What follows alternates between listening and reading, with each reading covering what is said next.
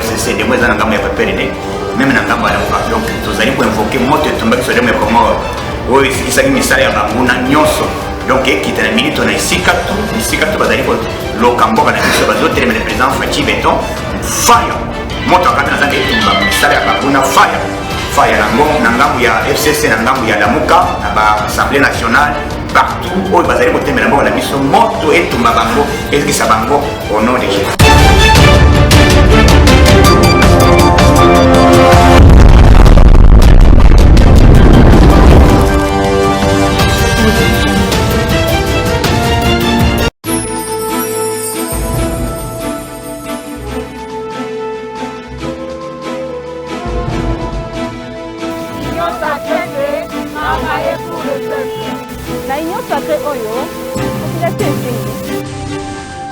Pona biso batailleur ndenge tozali awa faut ezala changement ya solo amamateli biso na union sacré koto na boyokani ya malongo eza te ezaka na bapati donc kote mosusu koke eza mwa bien nde bato bazoloba okura bamason na bakarele tosei te mebe po apesa bakongole basala bato bapesi yango na balibanais na baindien ale babenga biso bakongole tosala kikiu nalie mpana bango bafuta biso bambongo mwa moke bambongo totombaka batitance banini eyeba na esalaka nini bavignete kotomba bango nyonso bazokota kata université wana po basolola madola courant mai makaseri mpe ekila dolar mpe ekita création d'emploi to basociété ya tika mpona bagene. Être cadre est une charge, non un privilège. S'adhérer à l'union sacrée, s'engager pour servir le peuple. Bakonzi boyoki L'union sacrée oyo soki bosali malamu te biso tokosenose misala na bino ya mabe. Yoka sans population oyo ekoyoka sans. Yoka sans mal okotransforme la suka.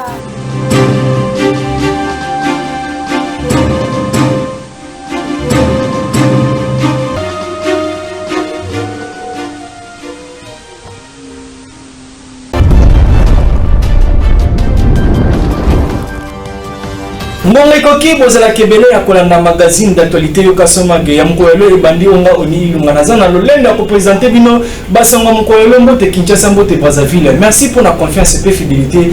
Botira raté kopesa na yokasomage.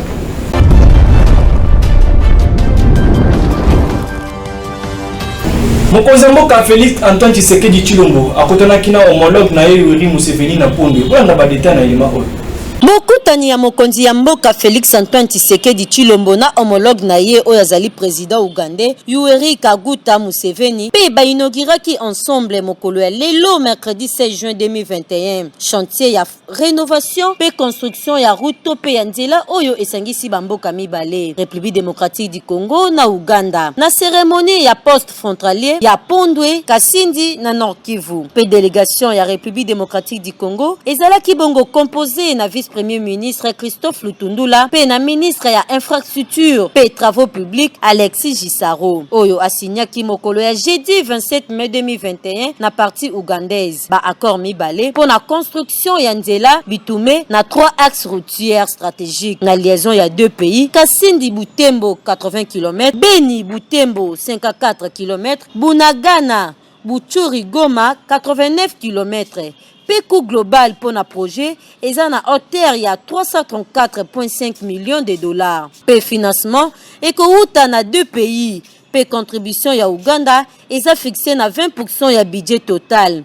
Et ça bongo adopté na parlement ougandais depuis 2022. Ndi na makambo ya boebi soto lobi makambo ya boebi bien ko tozali kaka ko continuer ko pesa longonya na mokonzi ya mboka Félix Antoine Tshisekedi Tshilombo pona ba projet ya kitoko boye papa to sengi na yo kaka o continuer pe population congolaise nyoso azali na sima na ona makambo ya malamu yoka son mag bokozala informé ti na suka.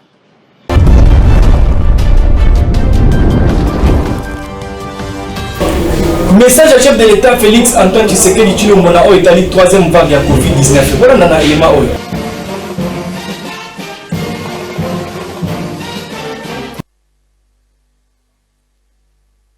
Congolaises et Congolais, mes chers compatriotes,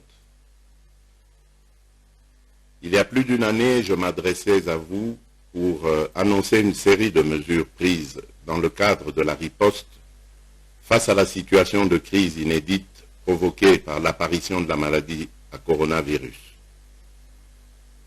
Bien que nous déplorons la perte de nombreux de nos compatriotes, force est de constater que de mars 2020 à ce jour, l'adhésion collective à ces mesures nous a permis d'une manière générale de contenir les 2 premières vagues de contamination.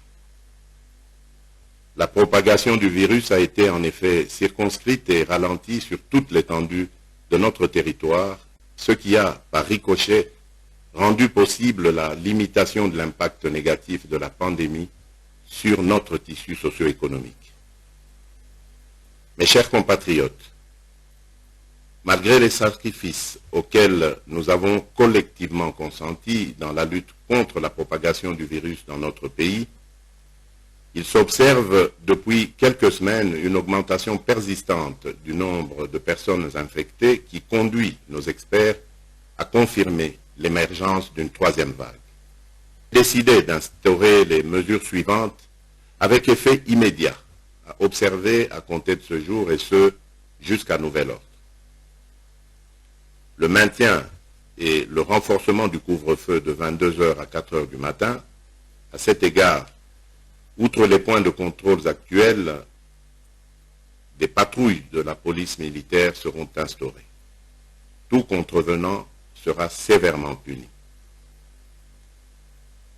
Le port du masque obligatoire ainsi que le strict respect des gestes barrières dont le lavage régulier des mains à l'eau et au savon dans tous les lieux publics et l'utilisation répétée des gels hydroalcooliques. L'interdiction de tout rassemblement de plus de 20 personnes sur les lieux publics, l'entrée dans les marchés publics est subordonnée à la prise de température, au lavage des mains ainsi qu'au port du masque. L'interdiction de l'organisation des deuils et veillées mortuaires dans les salles et les domiciles. Les dépouilles mortelles seront conduites directement de la morgue au lieu d'inhumation avec un nombre d'accompagnateurs n'excédant pas 50 personnes. Les contrôles sanitaires aux postes frontières nationaux seront renforcés. L'obligation de présenter un test PCR négatif réalisé en déant les 72 heures reste d'application et toute entrée sur le territoire national demeure subordonnée à la réalisation d'un nouveau test PCR auquel nul ne pourra déroger. La fermeture des discothèques et des boîtes de nuit pendant une durée de 15 jours. Les restaurants resteront ouverts dans les conditions de strict respect des gestes barrières. La gestion efficiente du personnel et le recours, le cas échéant, au travail à distance. La prise en charge sanitaire par le gouvernement de tous les cas positifs sur l'ensemble du territoire.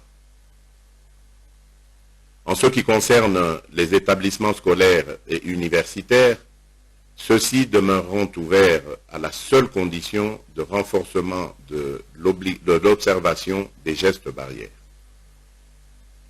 Concernant les églises, celles-ci sont dorénavant astreintes à réduire le nombre de participants aux offices en fonction de la capacité d'accueil des lieux de culte et dans le respect strict des gestes barrières.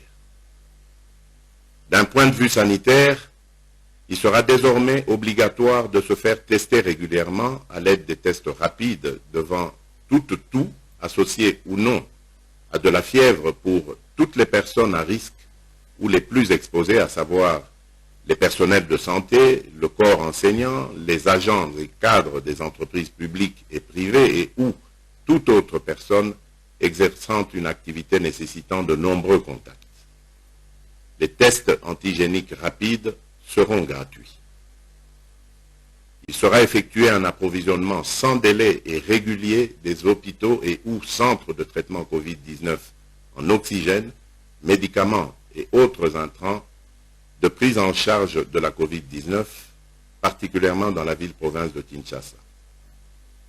Nous procéderons à une campagne de promotion et de sensibilisation de la recherche pour la pharmacopée nationale. Nous veillerons à l'amélioration de la couverture vaccinale en mettant un accent particulier sur une communication pédagogique justifiant la nécessité du recours à la vaccination. Mes chers compatriotes, afin de limiter plus durablement l'impact non seulement sanitaire mais aussi socio-économique de la pandémie de la Covid-19, le Premier ministre, chef du gouvernement, prendra toutes les mesures d'accompagnement, d'encadrement et de suivi dans les prochaines 48 heures.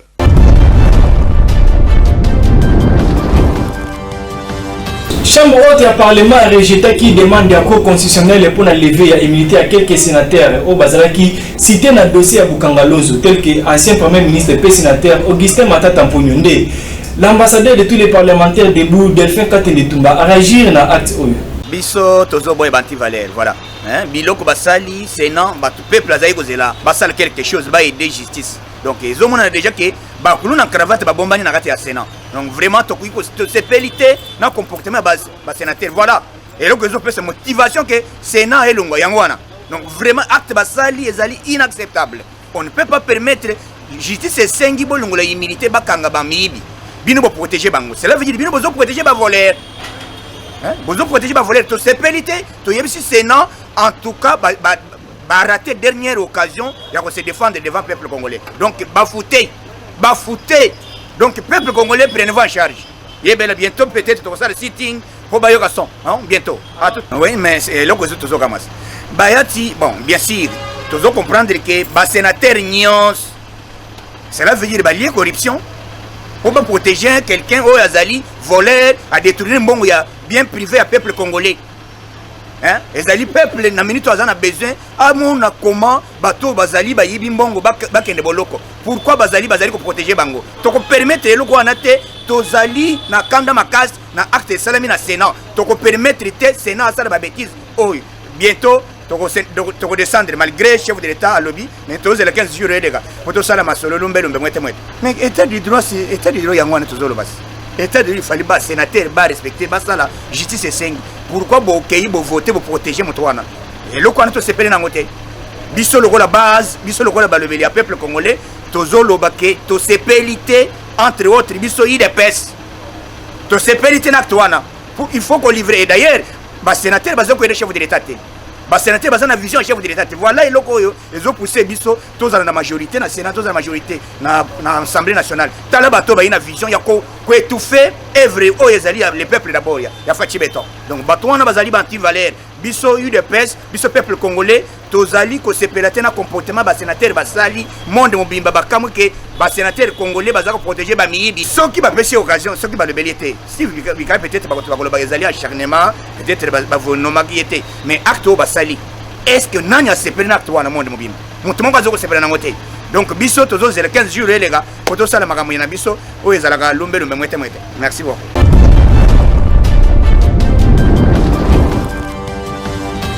Toujours le même dossier après qu'on rejeté demande de la Cour constitutionnelle pour lever à l'immunité à ancien Premier ministre et sénateur Augustin Matata Mponyonde.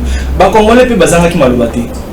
Vraiment en tout cas papa journaliste Gosala c'est ça les pena soni makasi.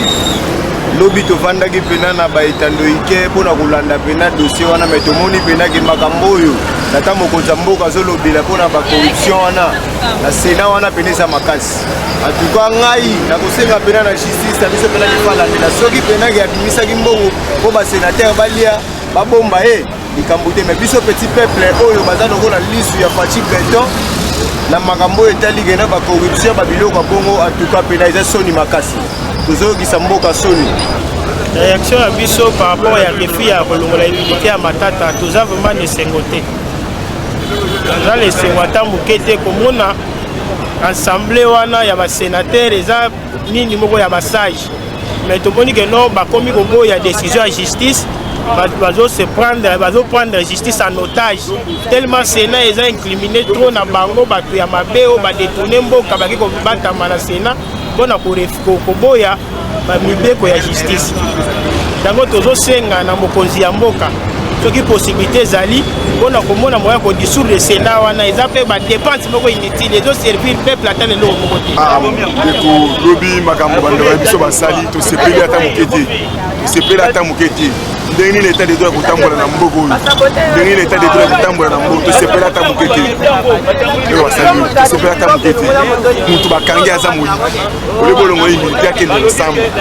bino bozoboya pour militer. Donc tout d'abord vous salez na chef de l'État, tout d'abord boboyi état de droit et salé. Donc bamila kisindenge baza qui est na nyosa qui vous savez la peuple ba eli ko bata na nyosa qui ah to senga boye ilo ba mo za qui so peuple ndo ko ni en charge o mo na kan neto zo baboye ni déjà na sela.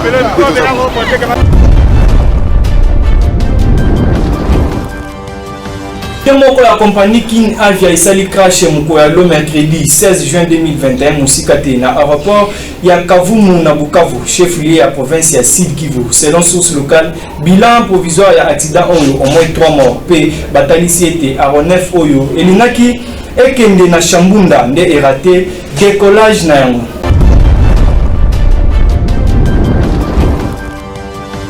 D'appel s'est prononcé pour un dossier à 100 jours à chef de l'État Félix Antoine Tshisekedi Tshilombo, ex-directeur à chef de l'État Vital Kamerhe Azibongo, 13 ans de prison paix. Sami Jamal Azibongo 6 ans à Moïma Azui, 1 an de prison paix, travaux forcés, qu'on a dans la prison centrale à Makala.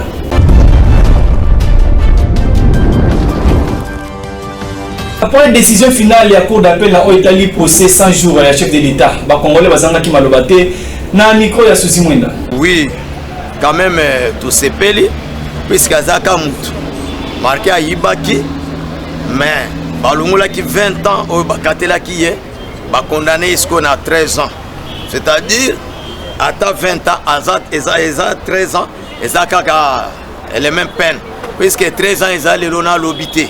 Calculez que Kamer déjà Azana Mboula Yambota Mazaline déjà na 62 ans de âge. Donc Tokobakisana 13 ans on a bon Akobima déjà fatigué à cause de la politique. Et ça bien tout le bail Kamer bakotika été puisque ezali ndakisa ou bien elembo. C'est la première fois en Afrique bakanga directeur et cabinet chef de l'État. Et puis Kamer azwa biso mabete. Biso to finga kamutute. Biso to chola kamutute biso to zolo balika monde zali Kamerhe tolinga ki mingi surtout nga mwana 12 ans na linga Kamerhe mingi Fati bebe to linga Kamerhe mingi mais Kamerhe amisambu isaki moko puisque akende ko simba kesi ya l'état o ba simba kate mbongo pe yibi ezalaki ebele. Bon condamnation na vraiment faut se peler tout le monde m'a bêté je sais pas non pas c'est à Moïbe mérité ngo le quoi ça Moïbe mérité ngo et ça lit bien à tous les Congolais basta seul quoi ate na ba sénateur na ba député ba vu leçon ya on moni carrière na politique na minute oyo e bungi to kunyi ngo to tina kwa ba kwa 21 3 na cimetière na wa carrière politique nda bongo e bungi libela ye ata famille na ye ata balankasi na ye libela ba bungi na Congo parce que baza miyibi ya maman ba ngo pe to abaibwe leza mwa muke aiba misuna njungu ya mo misu aiba njungu wana et continuer ti à ça blo oyo carrière politique na mwasine na mida na masaro na Soriambwa nani Soriambwa ezala nani Soriambwa mwana ya JB na Soriambwa carrière to sili ndo abwe.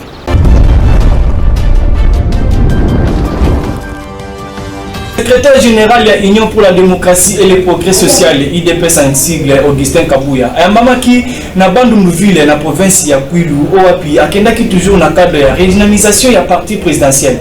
Qui s'en est bien dans le commentaire? Batoulan Tembe, Bamona Peleve, Tembe Sili. Mokolo mwa Lomingo, 13 juin 2021, na tribune ya Onatra na bande Nouville, secrétaire général Augustin Kabouya, l'homme qui combat le tribalisme, le secrétaire général le plus populaire de la République démocratique du Congo, ayamba maki na ndenge ya kosakanate na kati ya mabele ya Bangwashi. Devant population ya Baningiville, numéro 2 à parti présidentiel, a tchakin de commencer Onzeme Moïse, na qualité ya président fédéral ya UDPS, na ville ya Bandundu. Statut na biso ya UDPS, oya kobanda kotanga tango aza kosala ba réunion ya comité fédéral.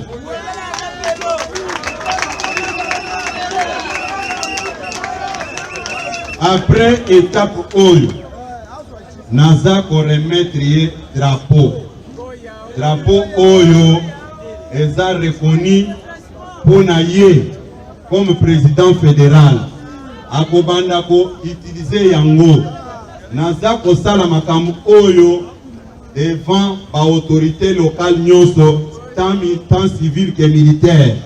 En dehors naïe, il n'y a personne, je dis bien personne, qui peut engager l'IDPS ici à Bandundu-Ville comme président fédéral. Na sima na yango, babouji epelaki na idéologie à fêter ensemble le 58e anniversaire ya mokonzi ya mboka Félix Antoine Tshisekedi. Liboso ya population congolaise et congolaise, Ndeko Augustin Kabuya a souligné que population ya Kwilu ezali sima ya UDPS na kimia nyonso cérémonie wana esilaki. Mais toujours na bolingo oyo bangwashi bazalaki nango epa ya secrétaire général mwana mboka Augustin Kabuya balandaki ye ti na ngambu ya mai ya Kwilu pona kwa accompagner.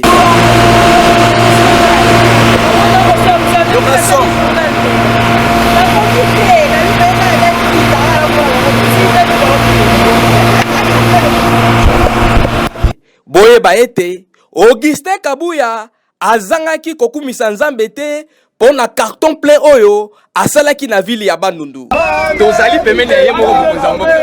Mokonzi a parti munene oyo numéro 2 à partir au pouvoir na éviter kwa mmoja kwa ba téléspectateurs yo konsomo la kayo.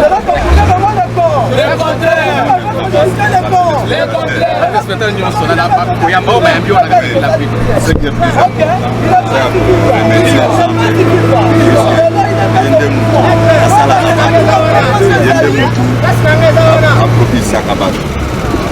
l'honneur doit revenir Bandundu tombe tondimi yango lelo province wana eza sous contrôle ya UDPS. UDPS toujours likolo tondimi yango.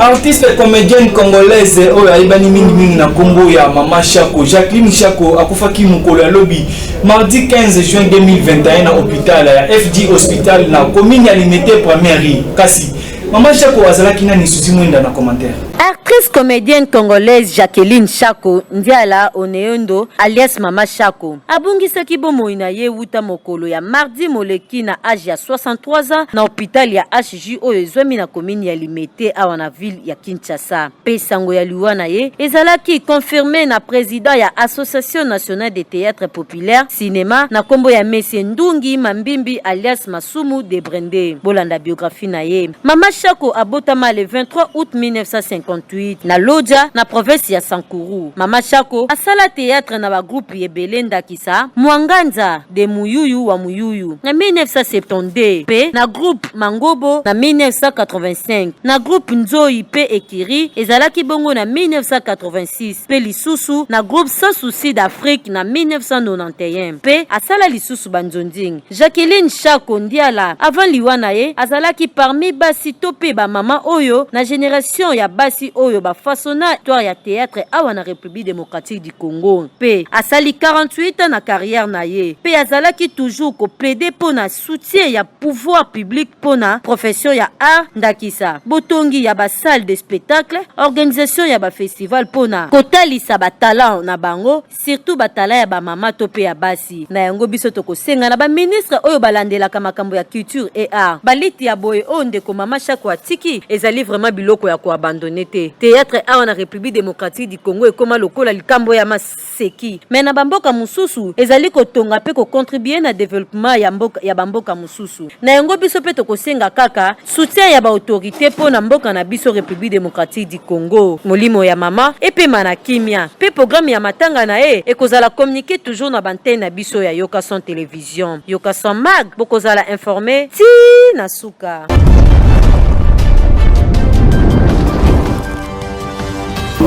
Toujours na oyo etali liwa ya Mama Shako bakongolais bazangaki maloba te pe batalesaki oyo nyonso asalaki na monde théâtral ya République démocratique du Congo. Susi Mwenda pe Armand Dembuya basigna reportage. Pour la liwa ya Mama Shako, ça fait trop mal. Le père de artiste cinéaste comme lui mais l'école ya Mama Shako, les a perdu ma casse dans le monde artistique, la biso congolais. Je connaissais cette dame-là depuis le bas âge. Elle m'a dit une relation proche de main. La bande quand même. Théâtre abandonne ça là depuis sans souci. Depuis que sans souci avec vivant. donc bando travailler na ye.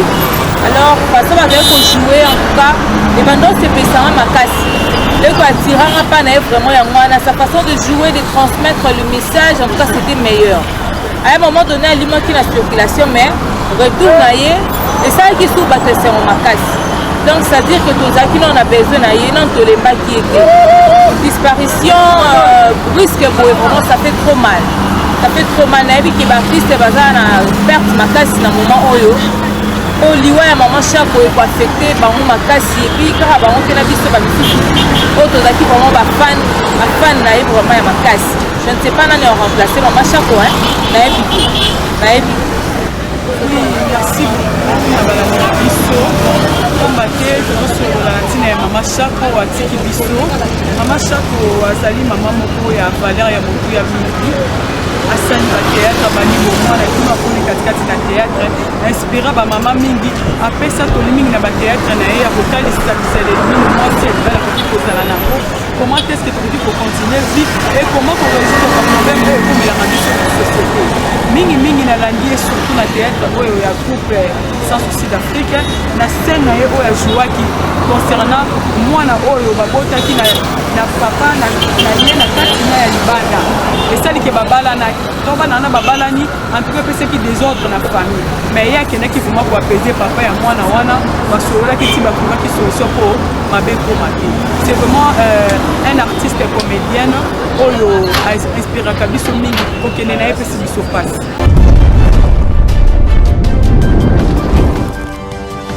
Sport, litige ezalaki koepose As Vita Club na Don Bosco pour na joueur Matuta Lande Fekofa ezu mukano ya retirer 9 points na S Vita Club na yango Mazemba komi première na classement na 66 points pe match moko a jouer Vita, deuxième na 64 points Maniema Union, troisième. Toujours na sport, président ya Fekofa Constant Omar Yazu mukano ya ko décider ko banda lelo pe a démissionner lokola numéro 1 ya Fekofa.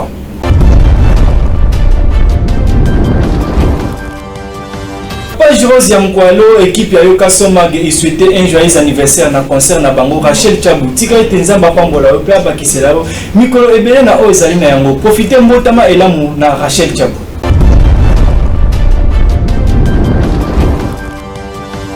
Onde basango to bombela kibino pona mkwalo ce que vous sepele yango bopesa un grand merci na équipe technique pe rédactionnelle ou esali bino musala kitoko na sima caméra to zaki na Arnaud Dembu ya montage simba makina Hiroshi Makamba susi munda zaki na rédaction ngamoko onililunga na zaki awa na présentation pour que édition ele kamalamu mkwalo to dédié magazine oyo na le président Sampayo balobi bana baza toujours causé na bosanité le PDG Delphin Katendi Tumba Cordon Jean Blaise Chitenge héritier le conge l'homme intégré tokutani mbala simaso ki kolo yeso azongite. Au revoir.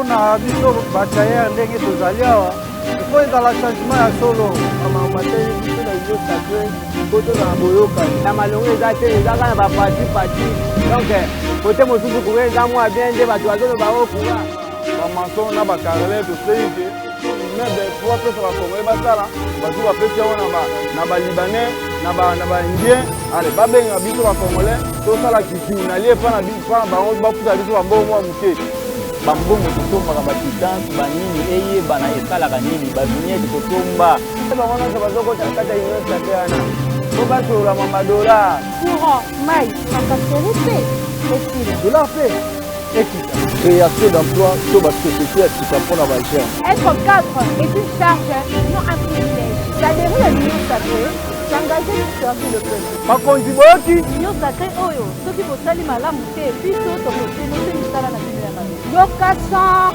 population oyo ekoyoka sans yoka soma okotransforme na sika.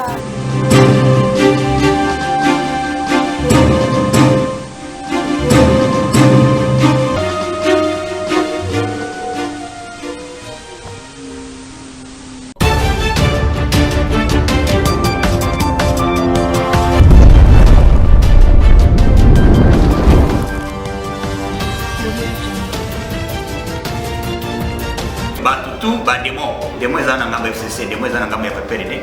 même na ngambo ya donc tozali ko invoquer moto etumba kiso demo Komoro oyo esikisaki misala ya banguna nyonso donc ekita na minute na isika tu bazali ko loka mboka na biso bazotelema le président Fachi Beton fire moto akanda na zanga etumba misala ya banguna fire na ngambo ya FCC na ngambo ya Lamuka na ba Assemblée nationale partout oyo bazali kotemela mboka na biso moto etumba bango ezikisa bango au nom de Jésus.